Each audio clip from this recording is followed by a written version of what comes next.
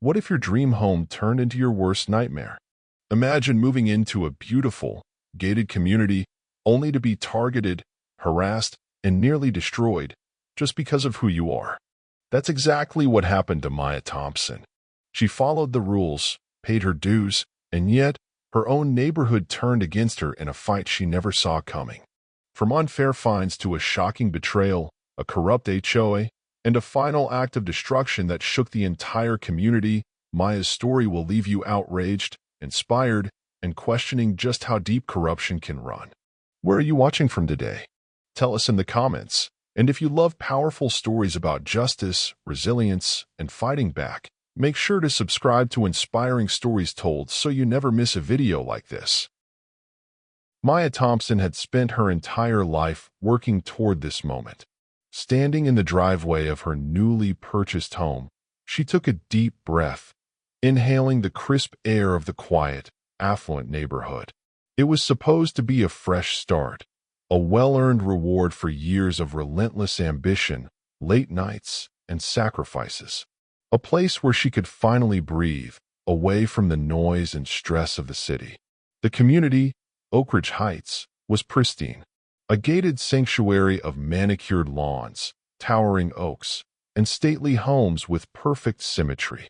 It was the kind of place where children rode their bikes freely, couples jogged in matching athletic gear, and retirees sipped wine on their porches in the golden evening light.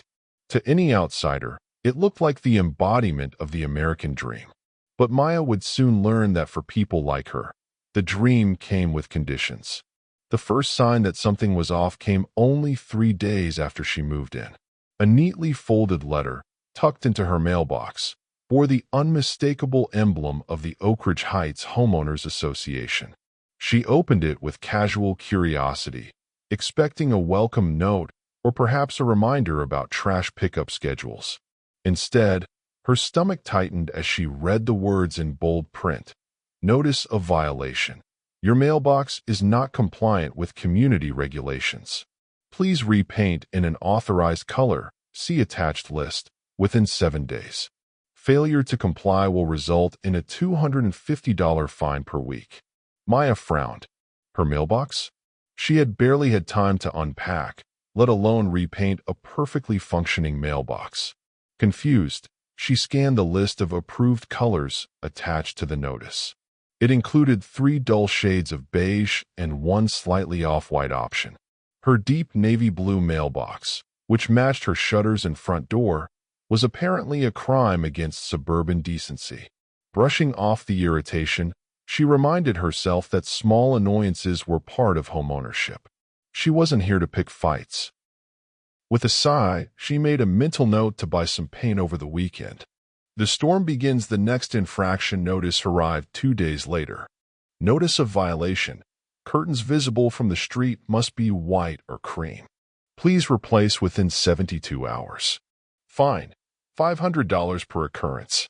Maya's jaw clenched. This wasn't a coincidence. Her neighbor's windows displayed a variety of colors, soft blues, muted greens, even floral patterns. But she had chosen a rich, burgundy set that complemented her decor, and suddenly, it was a violation.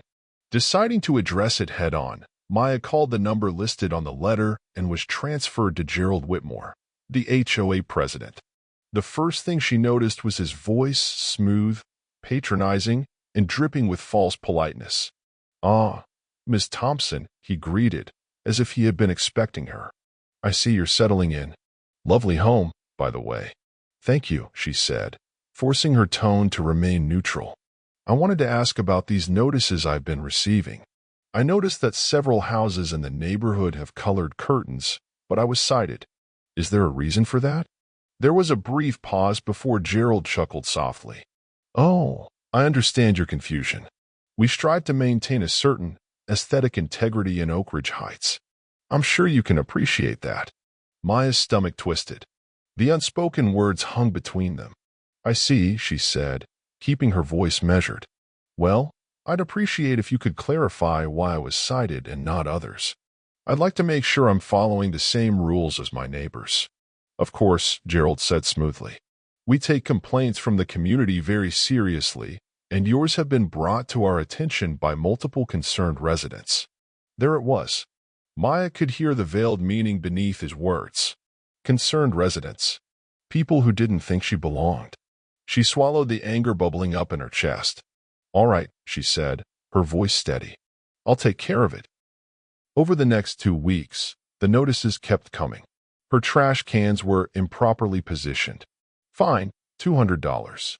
Her car was parked facing the wrong direction in her own driveway. Fine, $150. She had an unauthorized lawn ornament, a simple decorative lantern. Fine, $300. It was relentless. The moment she fixed one issue, another appeared. None of her white neighbors received these notices. She asked. They looked at her with confusion, sympathy, or, more often, indifference. Rachel, her best friend and lawyer, was the first to call it for what it was. "Maya, this isn't about aesthetics. It's about you." Maya exhaled sharply over the phone, pacing her kitchen. "I know," she admitted. "But what am I supposed to do? I just got here. I don't want to be that neighbor who stirs up drama." Rachel's voice was firm. "This isn't drama. It's a slow, calculated effort to make you so miserable that you leave. They've done it before, and they'll do it again." Maya rubbed her temples. She wasn't leaving. Instead, she decided to take action. She installed security cameras, top-of-the-line models with motion detection and night vision. If they were going to harass her, she was going to have proof. 2 days later, she found another violation notice on her doorstep. Notice of violation. Unauthorized surveillance equipment visible from the street. Fine, $1,000 per month until removal. Maya stared at the letter in disbelief. She had walked the neighborhood. Half the houses had visible security cameras. But when she drove past Gerald's house, she saw them. 2 cameras perched on either side of his front door, blinking silently. Fury surged through her veins. She refused to remove the cameras. That's when the HOA meeting happened. Maya arrived at the grand clubhouse where HOA meetings were held. She had prepared evidence, photos, video clips, documentation proving the selective enforcement of rules. But the moment she stepped inside, she felt it. The weight of their stares. Gerald stood at the head of the long, polished table, surrounded by board members, all white except for one, Michael Ruiz. He looked uncomfortable, but he didn't speak. Maya took a deep breath and stepped forward. "Ms. Thompson," Gerald said, his voice carrying the mocking warmth of a condescending schoolteacher. "I see you've come to discuss your ongoing issues with compliance." The room chuckled. Maya gritted her teeth, but remained composed. "I've come to discuss the unfair enforcement of HOA regulations," she said, placing a folder on the table. "I have documentation showing multiple homes with the same violations I've been cited for, yet I'm the only one being fined." Gerald smiled, but his eyes gleamed with something cruel. "Ms. Thompson," he said, folding his hands, "Oak Ridge Heights prides itself on maintaining a certain standard. If that standard is too difficult for you, there are plenty of other communities that might be a better fit." Silence. The message was clear. You don't belong here. Maya felt her throat tighten, but she refused to let them see her break. Instead, she met Gerald's gaze and smiled. "That's interesting," she said calmly, "because I was under the impression that my home belonged to me, and I don't plan on going anywhere." Maya woke to the sound of shattering glass. Her heart slammed against her ribs as she shot up in bed, her pulse hammering in her ears. Had she imagined it? She strained to listen, the eerie silence of the house pressing in around her. Then another crash. Throwing off her blanket, she grabbed her phone and rushed toward the living room, her fingers trembling as she flipped on the lights. The front window was destroyed. Shards of glass littered the floor, glinting like tiny daggers in the glow of the streetlights filtering in from outside. And scrawled across the pristine white siding of her house in thick, dripping red paint were 3 words that made Maya's blood run cold. "Get out now." Her stomach twisted violently, a sickening wave of rage and fear washing over her. This wasn't just petty HOA harassment anymore. This was a threat. She sprinted to the front door and yanked it open, stepping onto the porch. The humid night air clung to her skin as she scanned the empty street. Nothing but silence. But the feeling of being watched crawled over her like insects under her skin. Maya's hands were shaking as she dialed 911. By the time Detective Alan Sutherland arrived, Maya had already checked her security footage, grainy silhouettes and hooded sweatshirts, too far away to make out any identifying details. Still, she expected some kind of action. Instead, Sutherland barely looked at the damage. He stood in her living room, hands on his belt, chewing on an unlit cigar as if he had better places to be. Probably just some local kids messing around, he said dismissively, gesturing toward the racial slur still drying on her house like a wound. Maya's fist clenched. "You think this is a prank?" she asked, voice tight. Sutherland shrugged. "Look, Miss Thompson, if we arrested every teenager who did something stupid, we'd have half the town in lockup. Just paint over it and move on." Maya's skin burned with fury. "You'd take this seriously if it were one of my neighbors, wouldn't you?"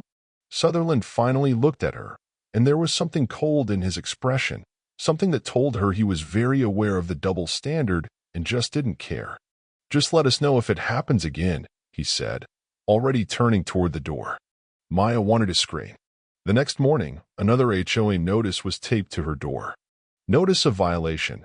Unauthorized exterior paint modifications. Fine, $1,000. Maya laughed bitterly. They were fining her for the vandalism. By the end of the week, her HOA fines had skyrocketed to over $12,000. Every minor infraction, real or fabricated, was now being cited. Trash cans misaligned by an inch. Grass too long by half an inch. A windshield that suddenly violated noise ordinances. Then came the final threat from Gerald. Failure to settle outstanding HOA fees will result in foreclosure proceedings. Maya's stomach dropped. This was the plan all along. They weren't just trying to make her life difficult. They were trying to take her home. Desperate, she met Rachel at her downtown office, sliding a thick file across the desk. "They're burying me in fines," Maya said, exhausted but determined. "This isn't about me being a bad neighbor. It's about getting me out." Rachel flipped through the documents, her face growing darker with every page. By the time she reached the last notice, she was fuming. "This isn't just harassment," she said. "This is fraud." She turned to her computer and began typing rapidly. "I did some digging last night. You're not the first black homeowner Gerald's HOA has targeted. There's a pattern, years of complaints, all against minority residents, all pushed out under compliance violations." Maya swallowed hard. So she wasn't imagining it. "Rachel," she said, voice steady, "can we stop them?" Her friend looked at her, eyes burning with resolve. "Damn right we can," she said. Rachel wasted no time. She filed a formal legal complaint against the HOA, alleging racial discrimination, predatory fines, and fraudulent foreclosure practices. Gerald's response: retaliation. The next morning, Maya awoke to the sound of a tow truck idling in her driveway. She rushed outside, barefoot, heart pounding. Her car was being lifted onto the truck. "Stop!"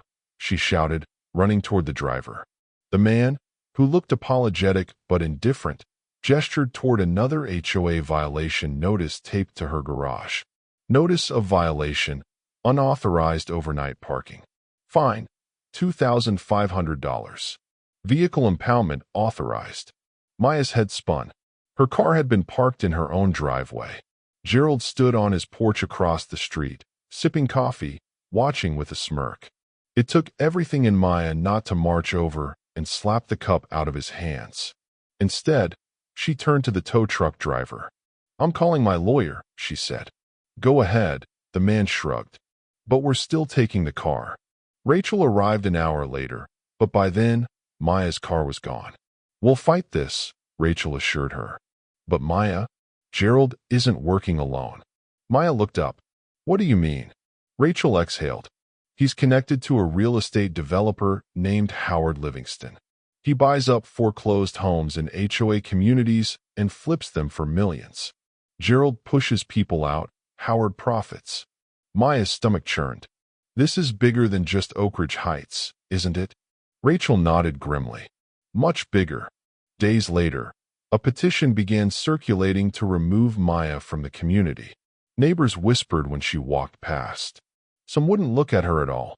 By the time the petition reached 40 signatures, Rachel fought back with an emergency legal hold, blocking any foreclosure actions or forced removals until a judge reviewed the case. It was a small victory, but Maya knew this war was far from over. Rachel's final warning rang in her ears. Gerald has friends in high places. He won't go down easily. Maya wasn't backing down either. They wanted her gone? They'd have to drag her out kicking and screaming. And she wasn't going anywhere. Not without a fight. Maya is fighting a battle she never chose, but one that so many have faced in silence.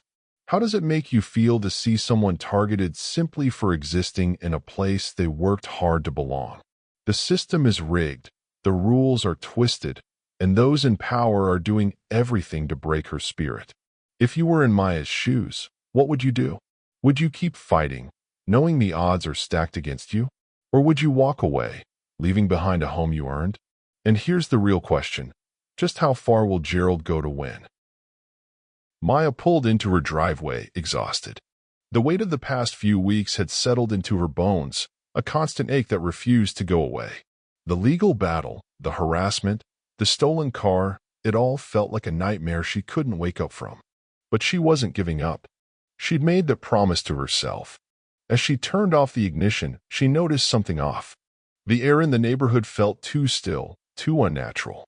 Then she saw them, flashing red and blue lights. At least 4 squad cars lined her street, their bright beams cutting through the darkness. Officers were scattered across her lawn, their figures moving in and out of her house. A few neighbors stood on their porches, whispering, pointing. The humiliation crawled over her skin before she even knew what was happening. And then, stepping out of the chaos with a smug grin on his face, was Detective Alan Sutherland. "Evening, Miss Thompson," he drawled, his voice coated in false politeness. "We've got a bit of a situation here." Maya stepped out of her car slowly, her pulse hammering in her ears. "What the hell is going on?"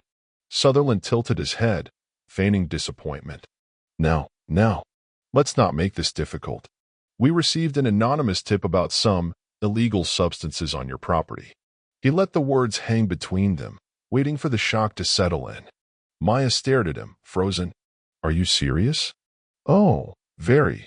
He nodded toward an officer emerging from her house, holding a plastic bag filled with white powder. A slow, cruel smile spread across Sutherland's face. "Looks like we've got a problem, Miss Thompson." Maya felt like the ground beneath her had split open. No, this isn't happening. You planted that," she snapped, her voice shaking with fury. "I don't even." Before she could finish, 2 officers grabbed her arms, twisting them behind her back. "You have the right to remain silent," one of them droned. The metal bit into her wrists as the handcuffs clicked into place. And in the distance, Gerald Whitmore stood on his porch, watching it all with a satisfied smirk. They paraded her through the street like a criminal. The cameras flashed. Neighbors whispered, some clutching their pearls, others pulling out their phones to record. Maya held her head high, but every step toward the waiting squad car felt like another piece of her dignity being stripped away. "Guess she wasn't such a model homeowner after all," someone muttered. "Probably one of those troublemakers," another sneered. The words dug under her skin, but she refused to let them see her break. As they shoved her into the back seat, she locked eyes with Gerald one last time. He raised his glass in a silent toast, as if celebrating his victory. Maya clenched her fists. This wasn't over. The jail cell was small, cold, suffocating. The walls pressed in on her, the stench of sweat and stale air thick in her lungs. Rachel had called, demanding to see her, but the officers refused. "The judge will see her in the morning," they said, their voices laced with indifference. "Until then, she stays here." Maya sat on the hard bench, arms wrapped around herself, the weight of the injustice crushing her. And then she heard a voice from the next cell. "They got you too, huh?" Maya turned and met the eyes of a woman with tired brown skin and deep lines etched into her face. Her name was Lorraine Parker, and she had a story too. "Let me guess," Lorraine said, leaning against the bars. "New to town, bought a nice house, started getting fines left and right." Maya blinked. "How did you?" "Because it happened to me," Lorraine said bitterly. "Same HOA, same cops, same setup. They framed me for theft when I wouldn't sell my house. I lost everything." Maya's stomach twisted. This was bigger than her. "They want your home," Lorraine continued, "and they'll do whatever it takes to get it." Maya swallowed hard. Gerald had done this before, and now she was the next target. The next morning, Maya stood before Judge Raymond Steele, an older white man who barely glanced at her as he read the charges. "Possession of a controlled substance," he droned. "Intent to distribute." Rachel stood beside her, fire in her eyes. "Your Honor, this is absurd. My client has no criminal history. She's a victim of harassment and targeted enforcement." Steele raised a hand, silencing her. "Ms. Davis, the court will hear your arguments in due time," he said flatly. "But given the severity of the charges, bail is denied." Maya's stomach plummeted. Rachel's eyes went wide. "Your Honor, this is highly irregular. My decision is final," Steele interrupted, already moving on to the next case.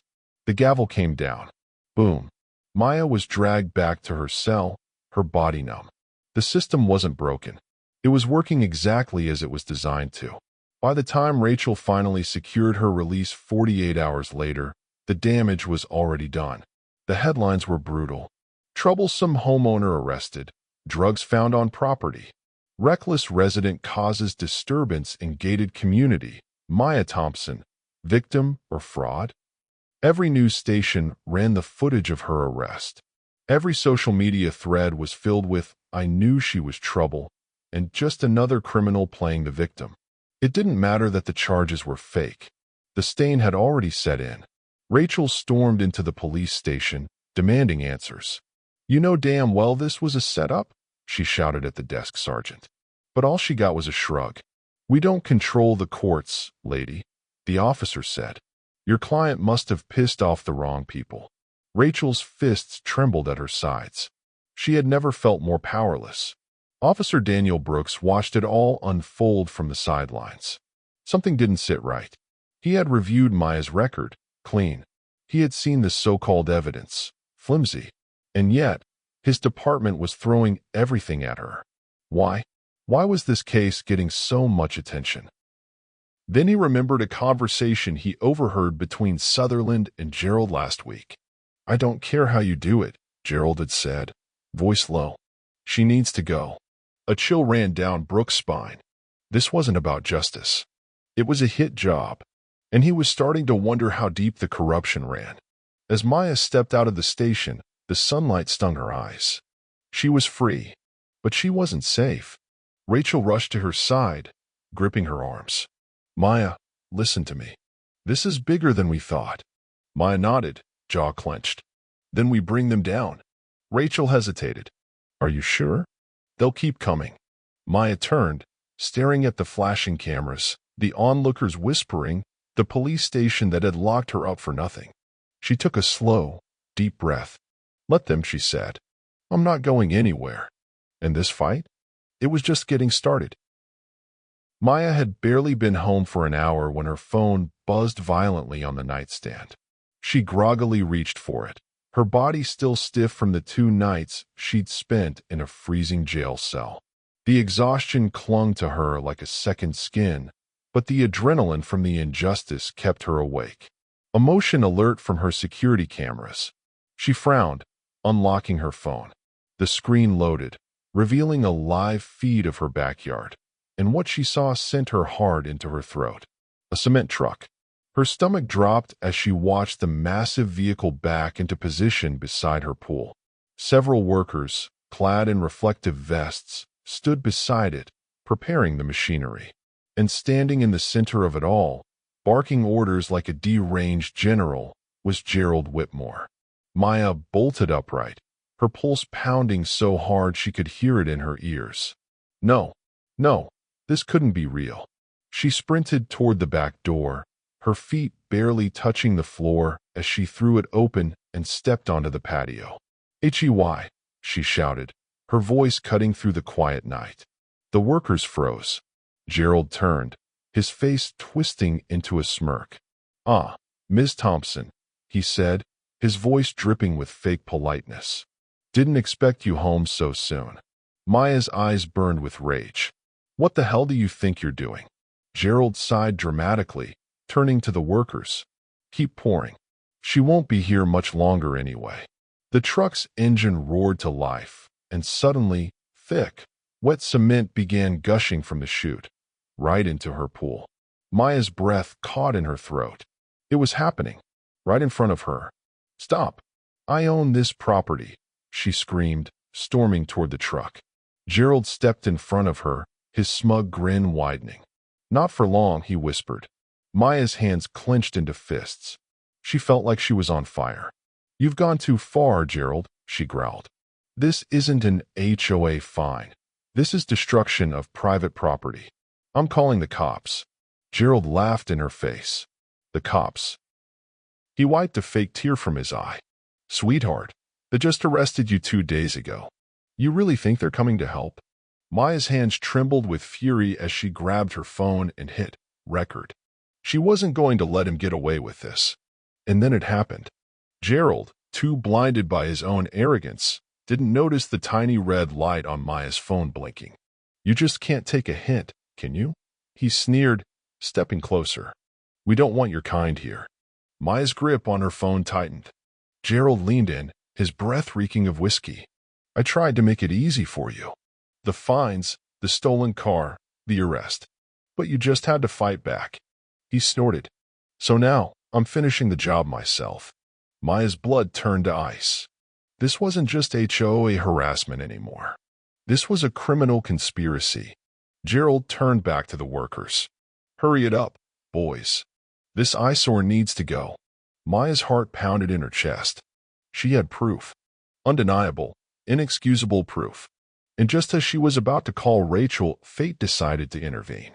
The cement truck lurched forward, its wheels grinding into the earth as it adjusted position. One of the workers, distracted by Gerald's yelling, miscalculated. The truck's back wheel rolled over a hidden underground power line marker. A second later, boom. The night exploded in sparks. A deafening crack echoed through the neighborhood as the power line ruptured beneath the truck, sending a violent surge of electricity into the ground. The workers screamed as a massive blue-white light flared, flickering through the air like lightning. And then half the neighborhood went dark. The sudden silence was eerie, unnatural. Maya barely had time to process what had happened before the wail of sirens filled the air. Within minutes, police cars, fire trucks, and emergency vehicles swarmed the street. The workers bolted, scrambling to their trucks. The cement truck's driver threw himself out of the vehicle, running for his life. But Gerald? Gerald stood frozen, his face pale in the flashing blue lights. Maya stepped forward, her phone still recording. "This is your last chance," she said, voice deadly calm. "You're done, Gerald." And this time, someone was actually listening. Because standing at the edge of the chaos, watching the destruction unfold, was Officer Daniel Brooks. And he had just heard every word Gerald said. Brooks moved fast. Within seconds, he was at Gerald's side, grabbing his arm. "Gerald Whitmore, you're under arrest," Brooks said, his voice steady, authoritative. Gerald snapped out of his trance, twisting in panic. "Wait, what? No. She's the problem. She's the criminal." Brooks didn't flinch.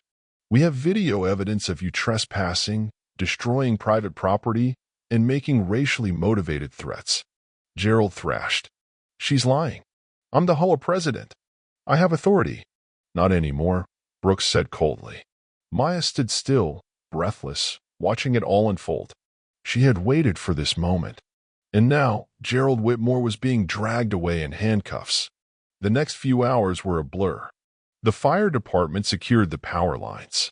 The police took statements from every witness. And Maya?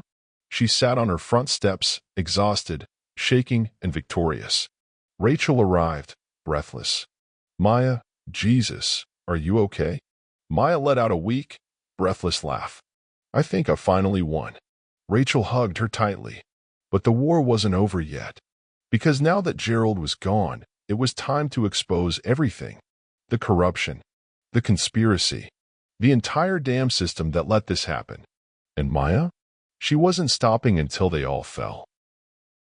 Maya sat in Rachel's office, her fingers tapping against the armrest of the chair, her stomach in knots. The air was thick with tension, but Rachel's determined expression never wavered.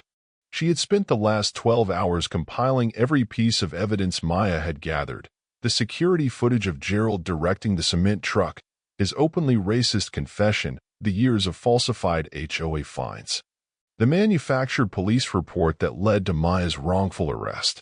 And now, Rachel was about to take it all to the district attorney. "You sure about this?" Maya asked, her voice quieter than usual. Rachel closed the thick folder in front of her and met Maya's eyes. "I've never been more sure of anything in my life." Maya nodded, swallowing back the doubt and exhaustion that threatened to overwhelm her. This wasn't just about her anymore. It was about every person who had been pushed out, silenced, or destroyed by this corrupt system.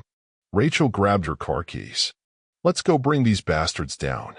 The DA's office was already aware of the scandal brewing in Oak Ridge Heights. After all, a HOA president getting arrested at a crime scene was hard to ignore. But what Rachel had wasn't just another case of corruption. It was a massive criminal conspiracy that went all the way up the chain. By the time Rachel and Maya left the office, an official investigation had been launched. Within days, Gerald was formally charged with vandalism, fraud, conspiracy to commit illegal foreclosures, destruction of private property, hate crimes. When the charges were announced on the news, Maya watched from home, her heart pounding in her chest. The footage played on repeat, Gerald being led out of his house in handcuffs, screaming that he was the victim. "I'm the HOA president. You can't do this." The news anchor's voice was calm, methodical as she laid out the reality.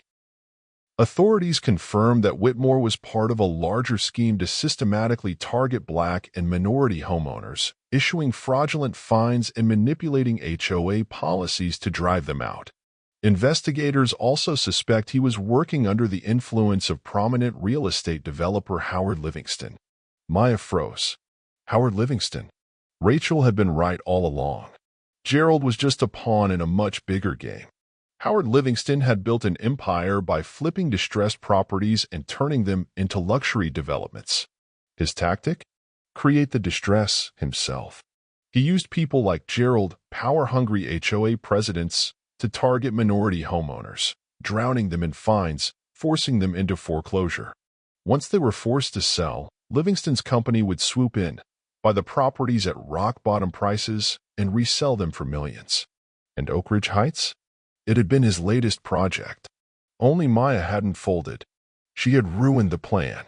When investigators dug into Livingston's financial records, the truth came spilling out. Dozens of neighborhoods across the state with eerily similar violations. Falsified complaints, police reports, and fraudulent code enforcement citations. A paper trail connecting Livingston's money to Gerald's personal accounts. Livingston was indicted within weeks. His empire crumbled overnight. But for Maya, the damage had already been done. Maya thought she was done seeing Detective Alan Sutherland. Then, one morning, she turned on the news. The anchor's voice was sharp, serious. "Breaking news. Detective Alan Sutherland has been relieved of duty pending a full investigation into allegations of corruption and misconduct.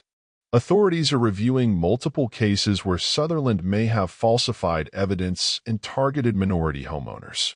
Rachel called seconds later, laughing in disbelief. "We got him." Maya let out a slow breath. Sutherland had nearly destroyed her. Now, he was the one fighting to clear his name. And he wouldn't. Without Gerald, the HOA collapsed in on itself. The remaining board members, most of whom had blindly followed Gerald's lead, scrambled to distance themselves from the scandal. But one person didn't. Michael Ruiz, the only board member who had ever looked uncomfortable during the meetings. One evening, he knocked on Maya's door. She hesitated before opening it. "Michael," she said cautiously. He looked down, shame written all over his face. "I should have done more." Maya folded her arms. "Yeah, you should have. I'm stepping up," he said firmly. "We're disbanding the HOA and writing new policies that actually protect homeowners. No more corruption. No more targeting people for who they are." Maya studied him for a long moment before finally nodding. It wouldn't erase what had happened, but it was a start. Maya sued the HOA, Gerald, and the city for wrongful arrest, harassment, and property damage. The case dragged on for months, but in the end, she won. The settlement was large, enough to cover all damages and legal fees, and then some. But as she stared at the check, she didn't feel victorious. No amount of money would erase the sleepless nights, the fear, the humiliation. And the worst part?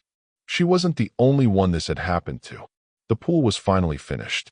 The scars of the cement disaster had been washed away, replaced with crystal blue water reflecting the sun. At the far end, a small plaque was placed into the stone. Maya ran her fingers over the engraving. This home survived racism, corruption, and injustice. So did I. Rachel stood beside her, arms crossed. "Not bad." Maya let out a soft chuckle. "You think it's too much?" Rachel smirked. "Nope." They stood in silence for a moment, the wind rippling across the water. "You did it, Maya," Rachel finally said. "You won." Maya let the words sink in. She had won. But the fight? It was far from over. That night, Maya slipped into the cool water of her pool. The city was quiet. For the first time in months, she felt safe. As she floated on her back, staring at the stars, she let herself breathe. She had fought. She had won. But how many others wouldn't? Her battle was over, but the war continued. And if the system thought it could keep getting away with this, Maya knew one thing for sure. She wasn't going to let it. Not ever again. Maya's story is more than just a battle against a corrupt HOA. It's a testament to resilience, justice, and the power of standing up when the odds are stacked against you. Her fight was never just about a pool, a house, or even the endless fines. It was about the right to exist, to live in peace, to not be driven out by forces that thrive on intimidation and control. How many times have we seen injustice happen in our own communities? How many times have people been forced to stay silent, to walk away because they felt powerless? But Maya refused. She fought not just for herself, but for everyone who had ever been bullied, cheated, and threatened into submission. And that fight wasn't easy. It cost her humiliation, pain, and fear that no one should ever have to endure. She was arrested, labeled a criminal, and dragged through the mud by a system designed to break people like her. But she didn't break.